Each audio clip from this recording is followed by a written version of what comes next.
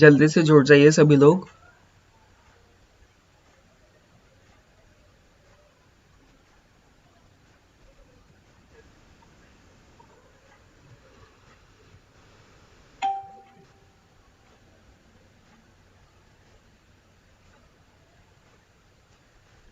चलिए शुरुआत करते हैं।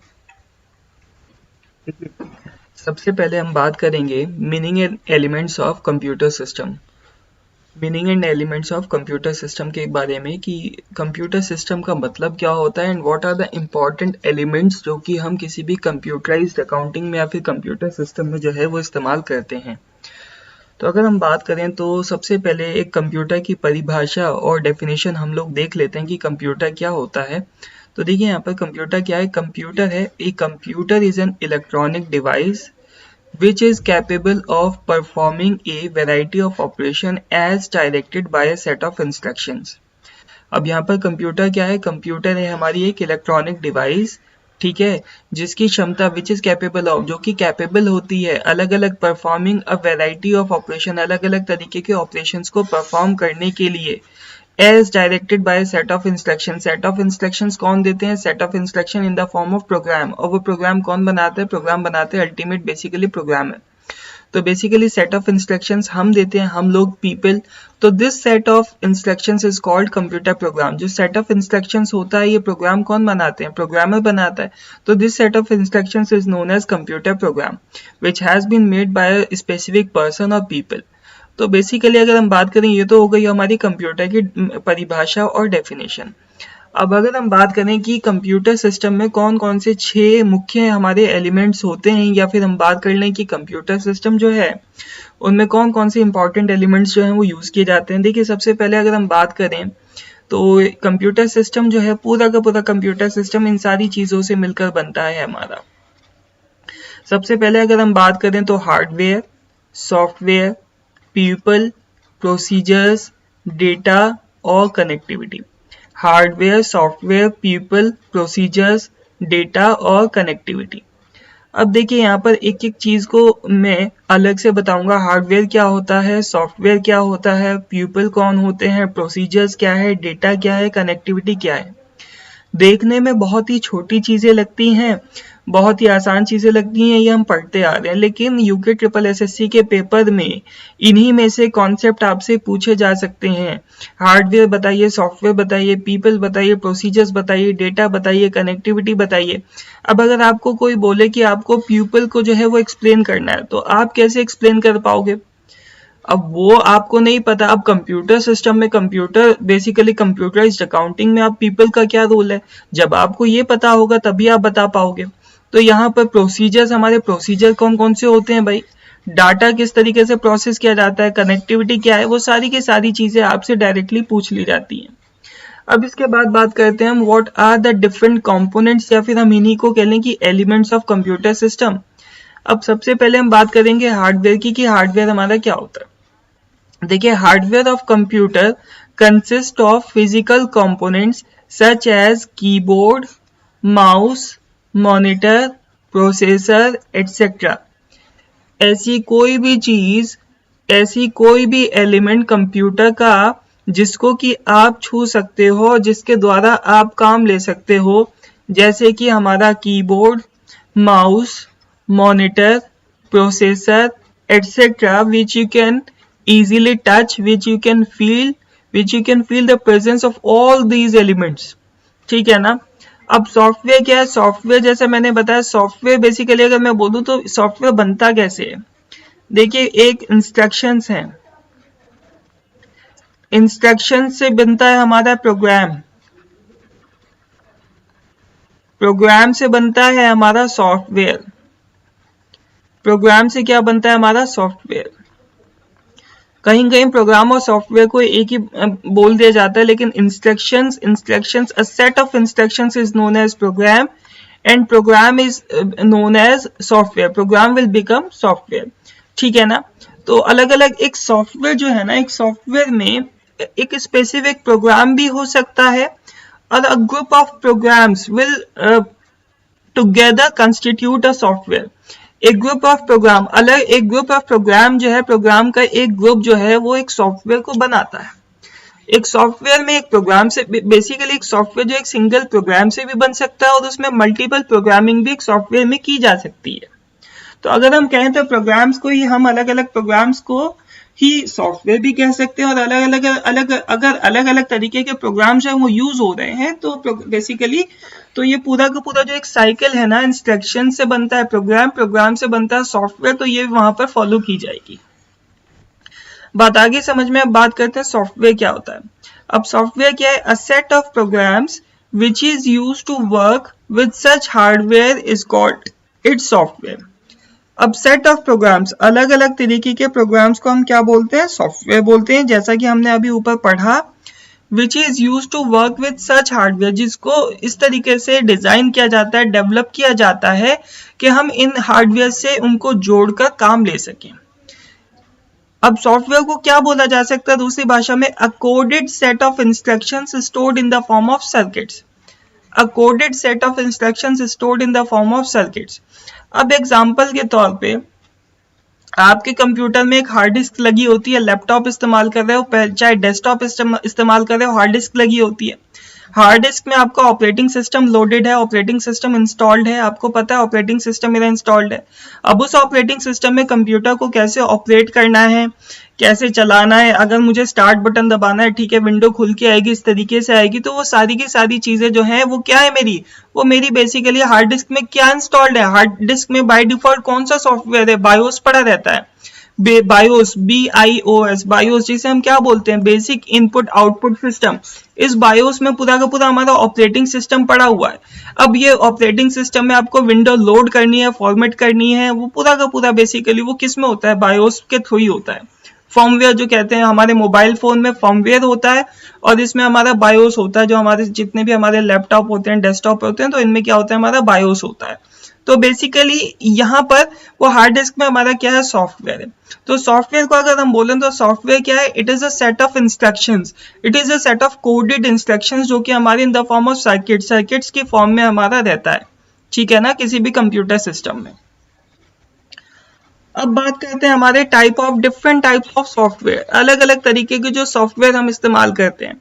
हमारा पहला है ऑपरेटिंग सिस्टम, दूसरा है यूटिलिटी प्रोग्राम्स, तीसरा है एप्लीकेशन सॉफ्टवेयर, चौथा है लैंग्वेज प्रोसेसर्स, पांचवा है सिस्टम सॉफ्टवेयर, छठा है हमारा कनेक्टिविटी सॉफ्टवेयर। ऑपरेटिंग सिस्टम तो जैसे कि मैंने बताया, डिफरेंट विंडो XP आप ले लीजिए, आपका विंडो 2007 ले लीजिए। इसके अलावा आप अलग अलग नए वर्जन सब कौन सी चल रही है हमारी, आप कोई भी ले लीजिए, जैसे आप विंडो XP ले लीजिए, 2007 ले लीजिए, विंडो 10 ले लीजिए, तो ये सारे के सारे हमारे आते हैं हमारे ऑपरेटिंग सिस्टम में।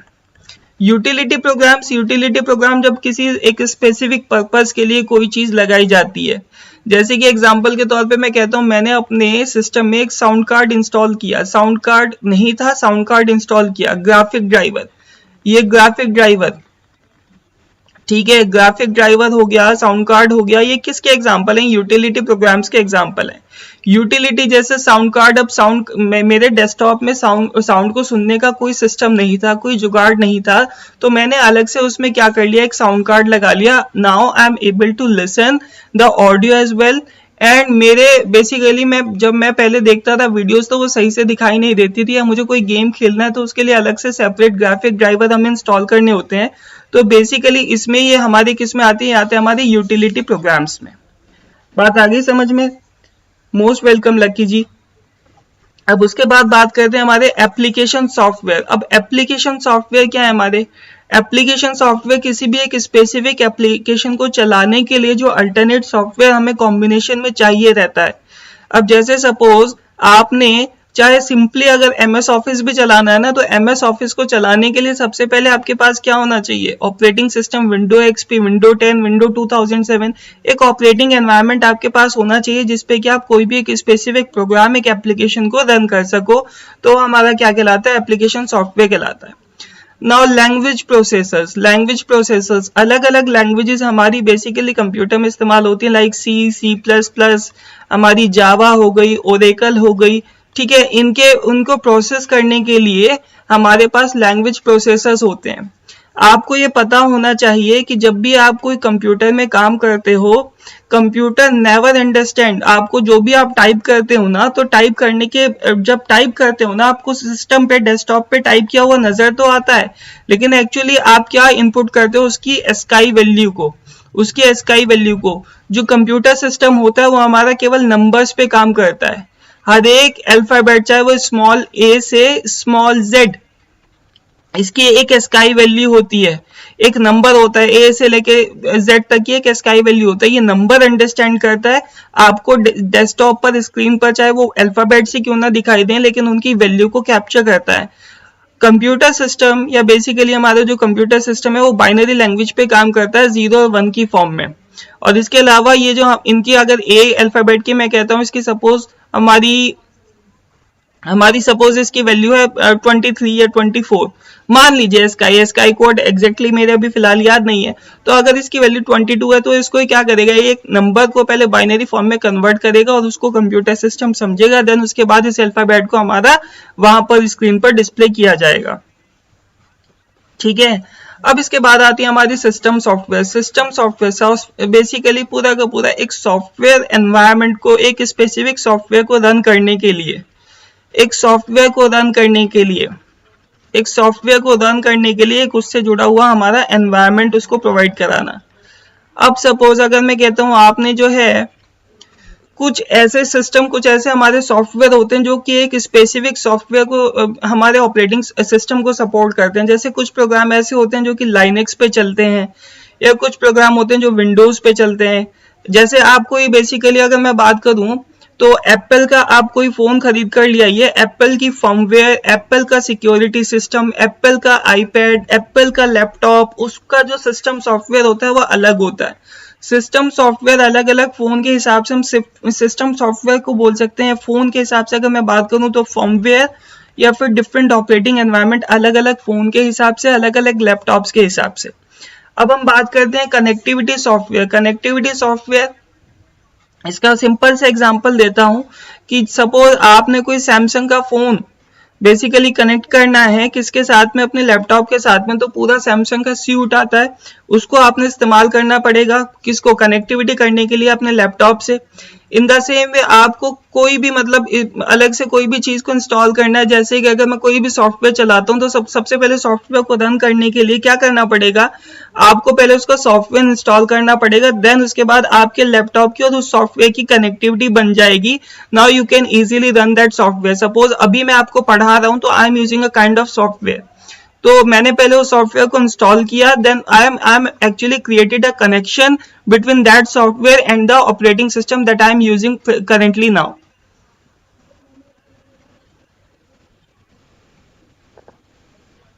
Next,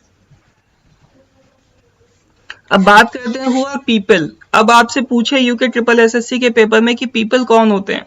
now people interacting with the computers are also called liveware of the computer system. ये क्वेश्चन पूछ लिया जाएगा कि भैया बताइए लाइववेयर किसको बोला जाता है, लाइववेयर किसको बोला जाता है। People interacting with the computers are called liveware of the computer system. Actually use कौन कर रहा है कंप्यूटर सिस्टम को, हम लोग यूज कर रहे हैं ना, तो we are using live all the things. तो बेसिकली पीपल को क्या बोला जाता है, लाइववेयर बोला जाता है कंप्यूटर सिस्टम में। दे constitute the most important part of the computer system. अब इसमें हमारे पीपल में तीन अलग अलग तरीके के, एक तरीके से मैं कह दूं प्रोफाइल्स आते हैं। एक तो सिस्टम एनालिस्ट, वो actually design the entire database management system. Then उसके बाद बात आती है प्रोग्रामर्स, इनकी क्या रिक्वायरमेंट है, ये डीबीएमएस डेटाबेस मैनेजमेंट सिस्टम बनाएंगे। अब ये डेटाबेस मैनेजमेंट सिस्टम को, इनकी रिक्वायरमेंट को एनालाइज करने के बाद प्रोग्रामर जो है वो क्या बनाएगा, प्रोग्राम बनाएगा। और प्रोग्राम बनाने के बाद बेसिकली ऑपरेटर, जब ये प्रोग्राम बन जाएगा, इस प्रोग्राम को हम हैंडओवर किसको कर देंगे, ऑपरेटर को हैंडओवर कर देंगे। Now he can use that software, और वो सॉफ्टवेयर को यूज करके बेसिकली आपकी कंपनी में आपकी बेसिकली अकाउंट्स का लेखा जोखा रख सकता है, सारी चीजों का लेखा जोखा रख सकता है। जैसे अगर मैं कहूँ tally.erp9, सबसे पहले सिस्टम एनालिस्ट ने देखा कि भैया क्या रिक्वायरमेंट है डेटाबेस मैनेजमेंट सिस्टम, तो उन्होंने उनकी रिक्वायरमेंट को जांचा परखा, देन उसके बाद उन्होंने कहा अकाउंटिंग की रिक्वायरमेंट है, डे टू डे ट्रांजेक्शंस को रिकॉर्ड करना है। प्रोग्रामर को बोला भैया प्रोग्राम बनाइए, उन्होंने प्रोग्राम बना दिया अलग से सेपरेट, उसमें सारा का सारा आपका लेजर वगैरह क्रिएट होगा, वो प्रोग्राम बन गया, देन उसको सॉफ्टवेयर को हमने असाइन कर दिया ऑपरेटर्स को, ठीक है, जो कि उसको एक्चुअली में यूज करेंगे, हाँ यानी कि हम लोग। अब बात करते हैं प्रोसीजर्स। प्रोसीजर्स क्या होते हैं हमारे यहाँ पर, देखिए the procedure means a series of operations in a certain order और manner to achieve the desired result. Series of operation, series of step, series of operations एक प्रॉपर ऑर्डर में जिनको कि हम डिजायर्ड रिजल्ट्स को अचीव करने के लिए इस्तेमाल करते हैं। अब there are 3 types of procedures, 3 अलग अलग तरीके के प्रोसीजर्स हम इस्तेमाल करते हैं। Number 1 is hardware oriented procedure, जो कि हमें प्रोवाइड कराता है details, provide details about components, कौन कौन से कंपोनेंट्स इस्तेमाल करने हैं, and their methods of operation, और उनको चलाना किस तरीके से है। अब मैं कहता हूं कि सपोज मैं सीपीयू उठाकर ले आया, तो सीपीयू को ऑन कैसे करना है, मुझे जब तक ये पता नहीं होगा तो मैं कैसे रन करूंगा। सीपीयू मेरा क्या एक तरीके का हार्डवेयर। अब बात करते हैं software oriented procedure, provide a set of instructions required for using the software of the computer system. अब सॉफ्टवेयर ओरिएंटेड प्रोसीजर का मतलब कि किसी भी एक स्पेसिफिक सॉफ्टवेयर को रन कैसे करना है, चलाना कैसे कंप्यूटर सिस्टम पर, उसको बोलते हैं हम सॉफ्टवेयर ओरिएंटेड प्रोसीजर, ठीक है ना, जिसमें हमें सेट ऑफ इंस्ट्रक्शंस प्रोवाइड कराई जाती हैं कि इस प्रोग्राम को, इस सॉफ्टवेयर को आपने कंप्यूटर में इस तरीके से रन करना है। Now next, internal procedure is required to ensure smooth flow of data to computers by sequencing the operation of each subsystem of overall computer system। ये एक तरीके से इसको हम बोल सकते हैं कि हमारे क्या है, ये हमारे कनेक्टिविटी सॉफ्टवेयर, ये हमारे क्या है कनेक्टिविटी सॉफ्टवेयर, जो कि हम क्या कर रहे हैं, हम अलग अलग जो भी सिस्टम में हम अपने सॉफ्टवेयर को या फिर हम अपने मोबाइल फोन में जो भी एप्लीकेशन को इंस्टॉल कर रहे हैं, these kind of procedures actually build up a relation between the individual softwares, अलग अलग सॉफ्टवेयर के बीच में, और एक्चुअली पूरे ओवरऑल कंप्यूटर सिस्टम के ऑपरेटिंग सिस्टम के बीच में एक रिलेशनशिप बिल्डअप करते हैं, ठीक है ना। Next, data. अब what is data? These are facts and may consist of numbers, text etcetera. अब डाटा क्या है? डेटा है मेरा फैक्ट। अब देखिए, These are gathered and entered into a computer system। ये इकट्ठा किया जाता है और कंप्यूटर सिस्टम में इसको एंटर किया जाता है। These are gathered and entered into a computer system। The computer system in turn stores, retrieves to a predetermined set of instructions। The data is therefore processed, organized to create information that is relevant and can be used for decision making। अब यहां से एक question बन सकता है, देखो भाई मैं बता रहा हूं, यहां से एक क्वेश्चन बन सकता है, 100% चांसेस हैं इसके। डेटा क्या होता है? डेटा, सबसे पहले डेटा क्या होता है? डेटा होता है फैक्ट से बनता है हमारा डेटा। तो पहले क्या आ गया? फैक्ट्स। फैक्ट से क्या बना? डेटा। डेटा की क्या होगी? हमारी प्रोसेसिंग। प्रोसेसिंग के बाद जब डेटा को आप प्रोसेस कर दोगे, प्रोसेसिंग के बाद हमारा क्या होगा? It becomes an information. Data क्या होता है? डेटा इज बेसिकली हमारे पास रॉ फॉर्म होती है। डेटा क्या होती है? Raw form of information. मतलब आपके पास कुछ नंबर्स हैं और उन नंबर्स को आपने एक प्रॉपर ऑर्डर में अरेंज करना है इस तरीके से कि आप एक निष्कर्ष पे, कंक्लूजन पे पहुंच पाओ उस डेटा की हेल्प से। आपने कोई अकाउंट्स में फाइनेंशियल अकाउंट्स बनाए तो आपके पास एक पूरा का पूरा फॉर्मेट है ना, कौन सी चीज कहाँ जानी है, कैसे जानी है, आपको पता है। अगर वो फॉर्मेट आपके पास नहीं हो तो क्या जो भी इंफॉर्मेशन आपके पास है खातों की, अलग अलग लेजर्स की, क्या उसको इस्तेमाल कर पाओगे? नहीं कर पाओगे। इन द सेम वे अगर, तो यहां से क्वेश्चन मेरा बन सकता है यूके ट्रिपल एसएससी में, बताइए भाई मेरा व्हाट इज डेटा, या इस तरीके से आपसे पूछ लेगा कि करेक्ट सीक्वेंस बताइए। तो सबसे पहले मैं बता दूं, डाटा बनता है हमारे फैक्ट से। फैक्ट्स, डाटा होने के बाद डेटा को प्रोसेस करते हैं और प्रोसेस करने के बाद it will become our information. Then उसके बाद हम बात करते हैं अपनी connectivity. What is connectivity? The manner in which a particular system is connected to others, say through telephone line, microwave transmission, satellite link, etc., is the essential element of computer system। ये option हमने ज्यादातर अपने mobile phone में भी देखा है, computer में भी देखा है अलग अलग तरीके से। मोबाइल फोन में कहाँ देखा है आपको? कनेक्टिविटी में जाओगे, ब्लूटूथ, यूजुअली आप ब्लूटूथ इस्तेमाल करते हो, तो कनेक्टिविटी में ही ब्लूटूथ क्या है, एक कनेक्टिविटी का ही हिस्सा है। इन द सेम वे पहले क्या यूज होता था, इंफ्रारेड रेज वगैरह एटसेट्रा, ये सारी चीजें यूज होती थी। डेटा केबल, ये भी एक कनेक्टिविटी का मोड है। इसके अलावा वाईफाई, ये भी एक कनेक्टिविटी का मोड है। इसके अलावा लैन, ये भी एक कनेक्टिविटी का मोड है। तो ये सारे के सारे किस में आते हैं, हमारे कनेक्टिविटी में आते हैं। बात आ गई समझ में? आगे बढ़ते हैं नेक्स्ट। अब मेन चीज के बारे में हम बात करते हैं कि हमारा कंप्यूटराइज्ड अकाउंटिंग किस तरीके से इवॉल्व हुआ। देखिए, सबसे पहले हमारे पास स्टार्टिंग में क्या थी, इंफॉर्मेशन, और इस इंफॉर्मेशन को बेसिस पर हमें क्या लेने थे, अपने डिसीजंस लेने थे। तो सबसे पहले जरूरी ये था कि चलो हमारे पास डाटा तो था, काफी लंबे चौड़े रजिस्टर्स में हमारे पास इंफॉर्मेशन तो थी, ठीक है। तो लेकिन इंफॉर्मेशन जो थी, हाँ बिल्कुल आऊंगा शाम में लाइव राजकुमार जी, इंफॉर्मेशन जो थी, इंफॉर्मेशन को लेकिन हमारे पास डेटा था लेकिन एक प्रॉपर फॉर्म में नहीं था। तो प्रॉपर फॉर्म में नहीं होने की वजह से हमें रिक्वायरमेंट पड़ी कि यार कौन इतने लंबे चौड़े रजिस्टर्स में या फिर बहुत ही ज्यादा इस इंफॉर्मेशन को हम किस तरीके से मेंटेन करें।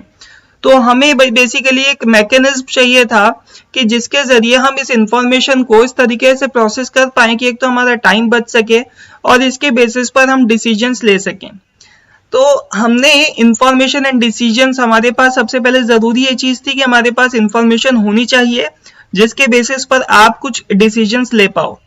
अब हमारे ट्रांजैक्शन प्रोसेसिंग सिस्टम के बारे में यहाँ पर बात करेंगे। तो इसको भापते हुए इंफॉर्मेशन हमें मिल गई, अब इंफॉर्मेशन हमारे हाथ में, हम उसके बेसिस पर डिसीजन लेना चाहते थे, लेकिन क्विकली डिसीजन लेना चाहते थे जिससे हमारा टाइम भी सेव हो सके। तो हमें बेसिकली मैकेनिज्म की जरूरत थी। तो मैकेनिज्म के लिए हमने क्या किया, एक मैकेनिज्म के लिए हमें जरूरत पड़ी ट्रांजैक्शन प्रोसेसिंग सिस्टम्स की। और भाई बड़ी बड़ी कंपनियां, जैसे जैसे वक्त बीतता गया, जैसे जैसे टाइम बीतता गया हमारा, बड़ी बड़ी कंपनियों ने अपने बड़े बड़े स्केल पर प्रोडक्शन कर रहे हैं। तो they actually want a kind of like transaction processing system. अब रोजाना काफी ज्यादा खरीदारी कर रहे हैं लोग, आप काफी ज्यादा मात्रा में चीजों को बेच रहे हो, तो आपको ट्रांजैक्शन प्रोसेसिंग सिस्टम की जरूरत पड़ी। अब उस ट्रांजैक्शन प्रोसेसिंग सिस्टम में क्या क्या आप काम करते हो, क्या क्या सारी चीजें की जाती थी। देखिए, सबसे पहले नंबर 1 डाटा एंट्री। आप क्या करोगे, डेटा एंट्री करोगे। डेटा एंट्री कैसे, किसी भी कस्टमर ने जो भी मतलब खरीदा, उसका नाम वगैरह सारी चीजें, कितनी क्वांटिटी खरीदी, आपके स्टोर में कितना रॉ मटेरियल है, कितनी सारी चीजें हैं, वो डेटा एंट्री करोगे। कस्टमर से जुड़ी हुई कि उसने कितना खरीदा, आपने कितना बेचा। तो ट्रांजैक्शन प्रोसेसिंग सिस्टम में पहला काम तो आप क्या करते हो, डेटा एंट्री का। दूसरा दिन उसके बाद डाटा वैलिडेशन। अब डेटा एंट्री का एक एग्जांपल जैसे मैं आपको देता हूं। आप एटीएम जाते हो, एटीएम जाने के बाद आप क्या करते हो, एटीएम पे जाते हो, एटीएम में अपना कार्ड लगाए, कार्ड लगाने के बाद उसके बाद क्या डालोगे आप, अपना सारी इंफॉर्मेशन आपकी आ जाएगी, कौन सा बैंक अकाउंट है उसमें, आप फिर अपना पिन नंबर मांगेगा। तो आप क्या कर रहे हो, वो कर रहे हो आप डेटा एंट्री। वो भी क्या है, एटीएम भी क्या है, वो it is a kind of transaction processing system. अब उसके बाद वो देखिए, उसमें इंफॉर्मेशन तो आपके आगे, आपसे पिन मांगेगा। पिन क्यों मांग रहा है, डेटा वैलिडेट करने के लिए कि क्या वो आपका ही अकाउंट है, क्या उसी अकाउंट को आप इस्तेमाल कर रहे हो, आपका ही है, किसी और का तो नहीं है। अगर आपको पिन पता होगा तभी आप उसको अकाउंट को इस्तेमाल कर पाओगे। देन उसके बाद processing and revalidation. Processing and revalidation, process करना, रीवैलिडेट करना, प्रोसेस करना, रीवैलिडेट करना। देन एक बार आपने पिन डाल दिया, पिन डालने के बाद दोबारा से आपसे पूछेगा आपका सेविंग अकाउंट है, कैसा अकाउंट है, सारी चीजें रीवैलिडेट करेगा। अमाउंट पूछेगा कितना निकालना है, ठीक है। ये सारी की सारी इंफॉर्मेशन को स्टोर करता है, स्टोरेज से रिलेटेड, कि बेसिकली आपकी इंफॉर्मेशन सारी उसमें पड़ी होगी। अब ये स्टोरेज पे काम करेगा, सारे के सारे आपको एक तरीके से बैंक अकाउंट के सर्वर से कनेक्ट कर देगा और वहां पर आपको पूरी की पूरी इंफॉर्मेशन मिल जाएगी। खैर, ये तो मैं एटीएम का एग्जांपल दे रहा हूं आपको। इसी तरीके से आप कोई भी अपनी कंपनी में जब करते हो, सबसे पहले क्या की जाती है, डेटा एंट्री, देन उसके बाद डाटा वैलिडेशन, देन उसके बाद प्रोसेसिंग एंड रीवैलिडेशन, देन उसके बाद स्टोरेज, देन उसके बाद इंफॉर्मेशन, और उससे आप स्टोरेज से क्या डिराइव करते हो, इंफॉर्मेशन, और उसको आप क्या करते हो, रिपोर्टिंग, ठीक है ना। अब बात आती है नेक्स्ट हमारी टाइप ऑफ प्रोसेसिंग। भाई बताइए, टाइप ऑफ प्रोसेसिंग जो है हमारी कितने तरीके की होती है। टाइप ऑफ प्रोसेसिंग 2 तरीके से होती है, एक तो बैच प्रोसेसिंग और दूसरी होती है हमारी real time processing.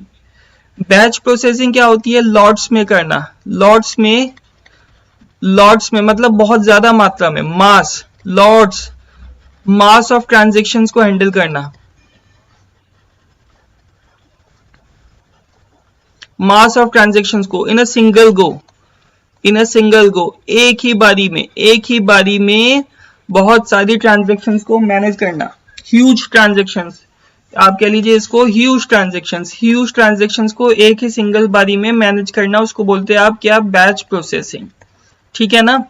Real time processing में विदाउट एनी डिले, जैसे आप कोई ऑनलाइन पेमेंट करते हो, आपने ऑनलाइन पेमेंट किया, जैसे आपने कोई डिश टीवी रिचार्ज किया या कोई भी पेमेंट, किसी को भी क्या, कोई पेमेंट किया, दुकान पर गए, कुछ शॉपिंग की, तो हाथ क्या, जैसे आप पेमेंट करोगे तुरंत उधर से बैंक की साइड से आपके फोन पर एक मैसेज आ जाएगा। मैसेज किस चीज का, बैलेंस बेसिकली डिटेक्ट होने का आपके अकाउंट से। तो वो क्या होती है, हमारी रियल टाइम प्रोसेसिंग। जैसे ही किया तुरंत एकदम से वो बैलेंस आपका कट गया या फिर आपके अकाउंट में जमा हो गया। अब बात करते हैं what are the different features of computerised accounting system. Computerised accounting system के फीचर्स क्या क्या होते हैं। Number 1 is online input and storage of accounting data. सबसे पहले आप ऑनलाइन इनपुट भी ऑनलाइन मिलता है, मैं आपको जैसे लेक्चर दे रहा हूँ आपको इनपुट दे रहा हूँ, और इसके साथ साथ मेरा डेटा जो है ये मेरा यूट्यूब पे रिकॉर्ड भी हो रहा है, ठीक है ना। Print out of purchase and sales invoices, computerised accounting system के थ्रू आप आसानी से जो भी आपने चीजें खरीदी या बेची उसके प्रिंट आउट ले सकते हो। Logical scheme for codification of accounts and transaction, logical scheme है होती है इसमें, आपको पता होता है कैसे कैसे बेसिकली अकाउंट्स को, ट्रांजेक्शन्स को कोडिफाई करना है। एक तरीके से देखा जाए तो ये सिक्योरिटी पॉइंट ऑफ व्यू से बहुत सही रहता है। आपकी ट्रांजेक्शन्स जो है 1 to 1 वो काफी ज्यादा एनक्रिप्टेड होती हैं, सिक्योर होती है। Every account transaction is assigned a unique code, आपका एक अकाउंट नंबर होता है बैंक में, जिससे कि आपका अकाउंट बिल्कुल पूरी तरीके से सेफ और सुरक्षित रहता है। देन उसके बाद grouping of accounts is done from the very beginning. Grouping of account जो स्टार्टिंग से ही अकाउंट्स को ग्रुप किया जाता है, बिल्कुल शुरुआत से, ठीक है ना। देन इसके बाद इंस्टेंट रिपोर्ट्स फॉर मैनेजमेंट, इसी बेसिस पर रिपोर्ट्स जो है मैनेजमेंट के लिए वो जनरेट की जाती हैं, ठीक है। अब बात करते हैं हम what are the different components of computerised accounting system. Computerised accounting system के कंपोनेंट्स हमारे क्या क्या होते हैं। देखिए सबसे पहले recording of transactions in respective vouchers. अब देखिए एक तरफ है हमारा सेल, एक तरफ है हमारा परचेज, एक तरफ है हमारा लेजर, एक तरफ है हमारी फाइनेंशियल स्टेटमेंट। फाइनेंशियल स्टेटमेंट के बारे में बात करें तो फाइनेंशियल स्टेटमेंट में 3 तरीके की स्टेटमेंट हमारी कंप्यूटराइज्ड अकाउंटिंग सिस्टम में मेंटेन करते हैं। Income statement, position statement, cash flow statement, ratio analysis. Sales की बात करें तो सेल्स में हमारे GST, ageing analysis. Ageing analysis में हम बात करते हैं कौन सी गुड्स हमारी कितने समय से अभी बिकी नहीं या फिर हमारे गोडाउन में पड़ी हुई है। देन उसके बाद कंपोनेंट एनालिसिस, स्पेसिफिक कंपोनेंट का, प्रोडक्ट का, कि भैया कौन सी चीज पड़ी हुई है जो बिकी नहीं। तो अलग अलग मतलब प्रोडक्ट के बारे में हम देखेंगे, प्रोडक्ट वाइज किसी चीज का एनालिसिस करना। और यहाँ पर अगर हम दूसरे तरफ परचेज के बारे में बात करें तो यहाँ पे हम बात करते हैं वैट कितना लगा, इनवॉइसेस, उसकी नोट्स, एनालिसिस ऑफ स्टॉक कितना था, कितना हमें खरीदना चाहिए, इन पार्टीज किन से खरीदा, किनको बेचा। लेजर्स में हम बात करें तो लेजर्स में हमने लेजर को डिवाइड कर दिया इन्वेंट्री, पेरोल, फाइनेंशियल स्टेटमेंट। देखिए इन्वेंट्री में प्रोक्योरमेंट, वैल्यूएशन, मूवमेंट एनालिसिस, कहाँ से खरीदना है, कितना खरीदना है, वो आता है हमारा प्रोक्योरमेंट वैल्यूएशन। और मूवमेंट एनालिसिस, कितना बेचा और कितना खरीदा, वो सारा का सारा इन्वेंट्री लेजर में आता है, स्टॉक लेजर जिसे हम बोलते हैं। पेरोल में हम बात करते हैं पे स्लिप्स, अलग अलग प्रोविजंस की, स्टेचुटरी लाइबिलिटीज की। पेरोल में पे स्लिप्स कि एम्प्लॉइज की पे स्लिप, किसको कितना कितना पे करना है, कितना प्रोविजन था, हमारी लाइबिलिटीज अभी कितनी है, वो सारी की सारी चीजें, ठीक है। So these are the components of computerised accounting system. अब बात करते हैं management information system and accounting information system. देखिए a management information system is a system that provides the information necessary to take decisions and manage an organization effectively. एक management information system क्या है? It is a system that provide information necessary to take decisions and manage and organisation effectively. देखिए MIS को समझिए, management information को समझिए, ये वो सिस्टम होता है जो आपकी रॉ फैक्ट्स को, जो आपके रॉ फैक्ट्स को एक मीनिंगफुल इंफॉर्मेशन में कन्वर्ट करता है, एक मीनिंगफुल इंफॉर्मेशन में कन्वर्ट करता है।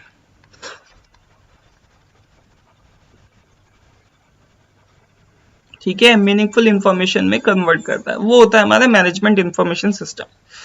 MIS is supportive of the institution long term strategic goals and objectives.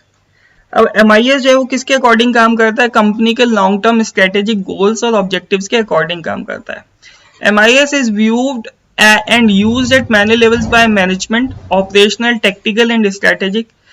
Basically अगर हम बात करें, आपको पता ही है कि हमारे ऑर्गेनाइजेशन में अलग अलग तरीके के लेवल्स होते हैं, ठीक है ना। एक इसमें होता है हमारा operational lower level, tactical, strategic. Strategic होता है हमारा बेसिकली कौन सा, जो स्ट्रैटेजी बनाते हैं, top level management, tactical middle और ऑपरेशनल लोअर लेवल मैनेजमेंट। तो अलग अलग जगहों पर अलग अलग मैनेजमेंट इंफॉर्मेशन हर एक लेवल पे जो है ऑर्गेनाइजेशन के इस्तेमाल हमारा किया जाता है। अब बात करते हैं अकाउंटिंग इंफॉर्मेशन सिस्टम क्या होता है अभी हमारा। अभी हमने MIS पढ़ा, मैनेजमेंट इंफॉर्मेशन सिस्टम। अब बात करेंगे अकाउंटिंग इंफॉर्मेशन सिस्टम जो हमारे सिलेबस में है फिलहाल। देखिए, accounting information system identifies, collects, processes, communicates economic information about an entity to wide variety of users. किसी भी कंपनी से अकाउंटिंग इंफॉर्मेशन सिस्टम जो है किसी भी कंपनी के लिए किसी कस्टमर की इंफॉर्मेशन को आइडेंटिफाई करती है, कलेक्ट करती है, प्रोसेस करती है, कम्युनिकेट करती है किसी भी एक एंटिटी के बारे में, किसी कंपनी की, किसी पर्सन की, अलग अलग वाइड वैरायटी ऑफ यूजर्स को, अलग अलग यूजर्स को। इस इंफॉर्मेशन को इस तरीके से ऑर्गेनाइज किया जाता है that correct decision can be based on it. आपने देखा होगा कि अलग अलग इंश्योरेंस पॉलिसीज, आपके पास फोन आते हैं, आपके अलग अलग आपके पास कई तरीके की पॉलिसीज आती हैं, स्कीम्स आती हैं, depending upon your level of income, your demographic characteristics etcetera. तो अलग अलग सेल्समैन के, एजेंट्स के आपको मतलब बेसिकली वो क्या करते हैं, एक तरीके से आपको लुभाने की कोशिश करते हैं, क्योंकि प्रोफाइल जो है सारा का सारा उनके पास होता है। अकाउंटिंग इंफॉर्मेशन सिस्टम में भी हम क्या करते हैं, अकाउंटिंग इंफॉर्मेशन सिस्टम में यहाँ पे अलग अलग जितनी भी पार्टीज इन्वॉल्व हैं, चाहे वो हमारे सप्लायर हैं, चाहे वो हमारे कस्टमर हैं, चाहे वो कोई इंडिविजुअल है, चाहे वो कंपनी है, उसके बारे में सारी की सारी इंफॉर्मेशन जो है हम अकाउंटिंग इंफॉर्मेशन सिस्टम में पहले आइडेंटिफाई करते हैं, कलेक्ट करते हैं, प्रोसेस करते हैं, कम्युनिकेट करते हैं वो अलग अलग यूजर्स को। देन उसके बाद उसके लिए पॉलिसी फ्रेम की जाती है। यहाँ पर देखिए, every accounting system is essentially a part of accounting information system which in turn is a part of the broader system that is the organization management information system। अगर हम बात करें तो यहाँ पर मैनेजमेंट अकाउंटिंग इंफॉर्मेशन सिस्टम जो है वो MIS का ही, मैनेजमेंट इंफॉर्मेशन सिस्टम का ही एक पार्ट है। अब अकाउंटिंग इंफॉर्मेशन क्या है, अकाउंटिंग इंफॉर्मेशन सिस्टम जो है it is a collection of resources, people and equipment design to transform financial and other data into information, ठीक है ना। अकाउंटिंग इंफॉर्मेशन क्या है, it is a collection of resources, people and equipment which is design to transform, यानी कि financial और दूसरे जानकारियों को इंफॉर्मेशन में बदलने के लिए जो इस्तेमाल किया जाता है। अब this information is communicated to a wide variety of decision makers. ये इंफॉर्मेशन बहुत अलग अलग डिसीजन मेकर्स को, wide variety of decision makers को दी जाती है। अब ये डिसीजन मेकर्स में हमारे इंटरनल और एक्सटर्नल यूजर्स दोनों आ सकते हैं। इसमें इंटरनल यूजर की बात करें तो मैनेजर भी हो सकता है किसी कंपनी का बॉस भी हो सकता है, किसी कंपनी का ओनर भी हो सकता है। एक्सटर्नल यूजर की बात करें तो एक्सटर्नल यूजर्स में शेयर होल्डर्स, कस्टमर्स, अलग अलग पार्टीज, बहुत सारे स्टेक होल्डर्स जो कि किसी ना किसी तरीके से हमारे बिजनेस से रिलेटेड होती हैं, जुड़ी हुई होती हैं, वो सारे हो सकते हैं। Now accepting information system performs this transformation whether they are essentially manual system or throughly computerized accounting system। इस तरीके के इंफॉर्मेशन सिस्टम को ना एक तरीके से मैंडेटरी कर दिया सभी लोगों को कि आपने जो है इसको बेसिकली आपने परफॉर्म मतलब एक्सेप्ट करना ही है। आप बेसिकली आपके यहाँ पर ये मशीन होनी चाहिए।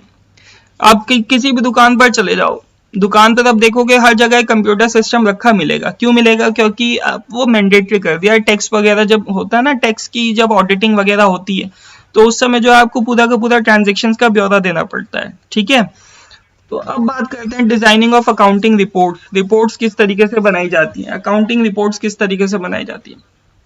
जब डेटा को प्रोसेस किया जाता है तो क्या बनता है हमारा इंफॉर्मेशन, और when the related information is summarized to meet a particular need, then it is called a report। Data से बना इंफॉर्मेशन और इंफॉर्मेशन को अलग अलग टाइप्स के बेसिस पे, अलग अलग बेसिकली अलग अलग नीड्स के बेसिस पर, एक स्पेसिफिक कैटेगरी के बेसिस पर जब उसको हम अलग अलग हेड्स में बांटते हैं, अलग अलग लेजर्स में बांटते हैं, तो उसको क्या बोला जाता है? हमारा रिपोर्ट। एवरी अकाउंटिंग रिपोर्ट, अब हर एक अकाउंटिंग रिपोर्ट की जो है must be able to fulfil the following criteria. Relevance, उसमें रिलेवेंट जानकारी होनी चाहिए, रिलेवेंट फैक्ट होने चाहिए, ठीक है ना। टाइमलीनेस, टाइमलीनेस मतलब जब चाहिए इन्फॉर्मेशन हमें तब मिल जानी चाहिए टाइम के अकॉर्डिंग, ये नहीं कि अभी मुझे इन्फॉर्मेशन आज चाहिए और मुझे वो रिपोर्ट जनरेट होकर मिल रही है 4 दिन बाद, नहीं। देन उसके बाद accuracy, report must be accurate, free from any error, biasness etcetera, तो वो एक्यूरेट होनी चाहिए। देन उसके बाद कंप्लीटनेस, कंप्लीट होनी चाहिए। देन उसके बाद समराइजेशन, उसकी पूरी की पूरी एक समरी की फॉर्म में होना चाहिए, ऐसा नहीं कि आपने पूरा डिस्क्रिप्टिव लिख के this this this and that पूरा सेंटेंस फॉर्म में, नहीं, एक पूरी समरी की फॉर्म में होना चाहिए, ठीक है ना। Next, type of reports. अब टाइप ऑफ रिपोर्ट्स हमारी कौन कौन सी होती है? समरी रिपोर्ट्स, लाइक आपकी balance sheet, income statement, trial balance, profit and loss account, ठीक है। डिमांड रिपोर्ट्स, डिमांड रिपोर्ट जब मैनेजमेंट को चाहिए उनके हिसाब से उनके डिफाइन किए गए एक फॉर्मेट में उनको इन्फॉर्मेशन प्रोवाइड कराना। कस्टमर और सप्लाई की रिपोर्ट्स, मतलब कस्टमर और सप्लाई की जानकारी देना। एक्सेप्शन रिपोर्ट्स, एक्सेप्शन रिपोर्ट्स कुछ ऐसा हो गया ऑर्गेनाइजेशन में जिसकी वजह से आपको नुकसान उठाना पड़ा, तो उसकी भी पूरी की पूरी रिपोर्ट बनती है। देन उसके बाद रिस्पॉन्सिबिलिटी रिपोर्ट्स, रिस्पॉन्सिबिलिटी अकाउंटिंग का पार्ट है, इसमें कौन रिस्पॉन्सिबल है किस चीज के लिए, वो सारी की सारी चीजें आती हैं इसमें, ठीक है ना।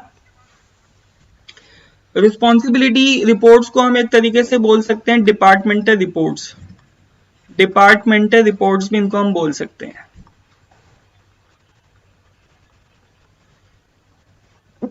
ठीक है। अब इसके बाद बात करते हैं steps involve in designing accounting reports. Accounting reports को बनाते समय हमारे कौन कौन से स्टेप्स इन्वॉल्व होते हैं? सबसे पहले definition of objectives, objectives must be well defined, कि किस तरीके से हमारी ये रिपोर्ट हम किसके लिए बना रहे हैं, व्हाट आर अवर ऑब्जेक्टिव, क्यों बना रहे हैं, वो हमारे बिल्कुल क्लियर होने चाहिए, ठीक है ना। देन उसके बाद structure of the report, the information to be content therein and style of presentation, जैसे हमसे जिस भी फॉर्मेट में रिपोर्ट मांगी है उसी फॉर्मेट में होनी चाहिए। देन उसके बाद querying with the database, the accounting information queries must be clearly defined in the methodology to be adopted while interacting with the database. अब जिस फॉर्मेट में एक बेसिकली जिस भी फॉर्मेट में जिस भी मेथड को इस्तेमाल करके आपने वो इन्फॉर्मेशन निकाली है, डराइव की है, वो आपको पता होना चाहिए। अगर आपसे कल के समय में, कल के दिन में अगर कोई भी ऑडिटर आकर जिसको कि गवर्नमेंट ने अपॉइंट किया, वो आपके खाते खंगालने शुरू करे और आपको कुछ भी ना पता हो, सर ये डेटा तो है, आप डेटा लिए खड़े हो, रजिस्टर लेके खड़े हो, लेकिन आपको पता ही नहीं आपने वो कैसे जनरेट किया या किसी से बनवाया, तो आप क्या आंसर कर पाओगे। देन उसके बाद नेक्स्ट हमारा फाइनलाइजिंग द रिपोर्ट, उस रिपोर्ट को फाइनलाइज करना, ठीक है। अब बात करते हैं नेक्स्ट हमारा data interface between the information system. अब हम अलग अलग मैं पहले आपको अकाउंटिंग इंफॉर्मेशन का लिंकअप दिखाऊंगा, किसके साथ? ह्यूमन रिसोर्स सिस्टम के साथ। देन उसके बाद अकाउंटिंग इंफॉर्मेशन सिस्टम का लिंकअप दिखाऊंगा मैं मार्केटिंग इंफॉर्मेशन सिस्टम के साथ। देन उसके बाद मैं अकाउंटिंग इंफॉर्मेशन सिस्टम का लिंकअप दिखाऊंगा अपना मैन्युफैक्चरिंग इंफॉर्मेशन सिस्टम के साथ। तो वन बाय वन हम यहाँ पर सबसे पहले देखेंगे कि किस तरीके से अलग अलग डिपार्टमेंट में AIS का यानी कि अकाउंटिंग इंफॉर्मेशन सिस्टम का इस्तेमाल होता है। देखिए सबसे पहले manufacturing department receive the list of workers, पहले हमें लिस्ट ऑफ वर्कर्स जो है वो मंगाता है कि कौन कौन हमारे डिपार्टमेंट में काम कर रहे हैं। देन उसके बाद डिटेल्स भेजता है प्रोडक्शन की, इन वर्कर्स ने इतना काम किया, अचीव्ड बाय द वर्कर, जिसके बेसिस पर HR डिपार्टमेंट जो है वो फाइनेंस और अकाउंट डिपार्टमेंट को उनकी पूरी की पूरी परफॉर्मेंस रिपोर्ट भेजता है। देन उसके बाद उनको उनकी डेली वेजेस, मजदूरी जो है वो पे की जाती है। The details of wages paid and statutory dues are also send by the finance and account department to production department, also to the HR department to monitor the performance of the workers. और wages जो हमने मजदूरों को पे की उसकी जानकारी और इसके साथ साथ जो उनके ड्यूज थे, दूसरे अलग अलग ड्यूज जैसे महंगाई भत्ता, HRA, DA वगैरह, इसकी भी जानकारी जो है फाइनेंस और अकाउंट डिपार्टमेंट को दी जाती है, जो कि प्रोडक्शन डिपार्टमेंट को भी दी जाती है। और प्रोडक्शन डिपार्टमेंट जो है जानकारी किसको देता है? HR डिपार्टमेंट को, मॉनिटर करने के लिए परफॉर्मेंस ऑफ द वर्कर्स को, कि भाई इनकी एक तरीके से आप HR डिपार्टमेंट को भी एक्नॉलेज कर रहे हो, जो उसने लिस्ट भेजी थी, जो उसने प्रोडक्शन का ब्यौरा दिया था कि भाई इस मजदूर ने, फला मजदूर ने इतना प्रोडक्शन हमारी कंपनी में किया। देन उसके बाद अब यहाँ पर बात करते हैं the HR department communicated to the other department about the good and bad performance on the basis decision on various operational matters may be taken. HR department जो है दूसरे डिपार्टमेंट्स को भी गुड और बैड परफॉर्मेंस के बारे में बताता है किसी भी एक स्पेसिफिक मजदूर की, और अलग अलग उससे जुड़े हुए ऑपरेशनल मैटर्स की, जो कि ऑपरेशनल मैटर्स जो कि मतलब उससे जुड़े हुए डिसीजन कि हमें क्या लेना है क्या नहीं लेना है, आगे इस मजदूर के साथ में कंटिन्यू करना है या नहीं करना है। ठीक है ना। Next, accounting information and marketing information system में देखिए, accounting information system and marketing information system में क्या क्या काम होता है। MI मार्केटिंग इंफॉर्मेशन सिस्टम में सबसे पहले इंक्वायरी, किसी प्रोडक्ट की इंक्वायरी आई, देन उसके बाद कॉन्टैक्ट क्रिएशन, कॉन्टैक्ट आप बिल्डअप करोगे कस्टमर और एक तरीके से सेलर के बीच में, एंट्री ऑफ ऑर्डर्स, ऑर्डर्स आने शुरू होंगे, देन उसके बाद dispatch of goods, then billing to customers. Flipkart हो गई, अमेजोन हो गई, ये पूरा का पूरा वहां पर मार्केटिंग इंफॉर्मेशन सिस्टम, ये AIS वहां पर इस तरीके से फॉलो अप किया जाता है। ठीक है ना। तो इस तरीके से वहां पर ये फॉलो अप किया जाता है। अब उसके बाद बात करते हैं next, accounting information system and manufacturing information system, preparation of plans and schedules, issue of material requisition form and job card. सबसे पहले प्लान बनाना और बेसिकली शेड्यूल बनाना कि कब प्रोडक्शन स्टार्ट करना चाहिए, कैसे स्टार्ट करना चाहिए, वो सारी चीजें क्या प्लान है, शॉर्ट टर्म प्लान सारे क्या प्लान के अकॉर्डिंग हमें बेसिकली शेड्यूल्स वगैरह बताना। देन उसके बाद issue of material requisition form and job cards, then उसके बाद रिक्वायरमेंट क्या क्या, कितने मटेरियल की रिक्वायरमेंट है किसी भी काम को करने के लिए, जॉब कार्ड, और इसके साथ साथ बेसिकली कितने एम्प्लॉयज हमें चाहिए, वो सारी की सारी इन्फॉर्मेशन आप दोगे। देन उसके बाद issue of inventory, inventory issue करोगे अलग अलग डिपार्टमेंट में, अलग अलग, एक प्रोडक्शन डिपार्टमेंट में भी अलग अलग फर्दर सब डिपार्टमेंट होते हैं उनको। Then issue of orders for procurement of raw material को प्रोक्योर करने के ऑर्डर दोगे। Then handling of vendor invoices को हैंडल करोगे, जो भी जितना भी खरीदा है आपने, जिसको जितना बेचा। देन उसके बाद वेंडर्स को यानी कि सप्लायर्स को उस हिसाब से फिर आप पेमेंट करोगे। ये होता है हमारा मैन्युफैक्चरिंग इंफॉर्मेशन सिस्टम। ठीक है, तो ये था मेरा डेमो लेक्चर आज कंप्यूटराइज्ड अकाउंटिंग का, और इस पे बेस जो है वो आपको MCQ और बाकी लेक्चर्स जो हैं वो आपको सारे के सारे उसके लिए आपको पे करना पड़ेगा। और आज 50% डिस्काउंट चल रहा है। MCQ मैंने कल भी बताया था, MCQ प्लस कंप्यूटराइज्ड अकाउंटिंग के लेक्चर्स वो सारे के सारे, अभी ये आज मेरा डेमो लेक्चर था, उसकी दोनों की मिलाकर फीस जो है वो है आपकी 1500 अभी फिलहाल के लिए, 1500 रुपीज। और इसके बाद से, क्योंकि अब कल से जो है वो जिन बच्चों ने पेमेंट कर दिया है केवल उन्हीं के पास लिंक्स जाएंगे मेरे लेक्चर्स के, MCQs के भी, और इसके साथ साथ मेरे सारे वीडियोस के भी, अकाउंट्स के भी, कंप्यूटराइज्ड अकाउंटिंग के भी। इसमें MCQ प्लस कंप्यूटराइज्ड अकाउंटिंग 1500, और ये सारे के सारे 1500 में मैं दे रहा हूँ आपको। और बेसिकली उन्हीं के पास जाएंगे कल से लिंक्स, सारी वीडियोस प्राइवेट हो जाएंगी। जो ये 1500 रुपीज फिलहाल आज पेमेंट कर देंगे, और अगर कल कोई करना चाहेगा तो फिर 3000 रुपए फीस हो जाएगी। और अगर किसी को इस बारे में कोई भी जानकारी चाहिए तो कल भी मैंने अपना नंबर दिया था 7017961225। ठीक है, और लिमिटेड सीट्स हैं। इसके बाद फिर बाकी मैं दूसरे बच्चों को जो है फिर बाद में मुश्किल हो सकती है। तो इस नंबर पे अगर कोई कांटेक्ट करना चाहे तो इस नंबर पे मेरे से कांटेक्ट कर सकता है। मैं उसको सारी इन्फॉर्मेशन दे दूंगा कैसे कैसे पेमेंट करना है, और आपको लेक्चर्स कैसे कैसे मिलेंगे आपके ईमेल आईडीज पर और आपके फोन पर, जो आप कभी भी देख सकते हो। कंप्यूटराइज्ड अकाउंटिंग के भी काफी सारे, लगभग 750 से 800 नियर अबाउट, उसमें भी MCQs हैं प्लस लेक्चर्स हैं। तो इतनी प्रैक्टिस करा देंगे कि आराम से हो जाएगा सारा चीज आपका क्लियर। ठीक है ना। तो फिलहाल इसी की नोट के साथ जो है मैं बेसिकली आज का लेक्चर यहीं समाप्त करता हूं। और अगर आप फीस पे करेंगे तो कल से आप आ जाइएगा, क्योंकि कल से लिंक उन्हीं के पास जाएंगे जो कि फीस पे करेंगे। कल से कुछ भी बेसिकली अभी पब्लिक था, डेमो क्लासेस हमारी चलनी थी, कल से सारी की सारी चीजें पेड हो जाएंगी। ठीक है, तो एप्लीकेशन के थ्रू, सॉफ्टवेयर के थ्रू।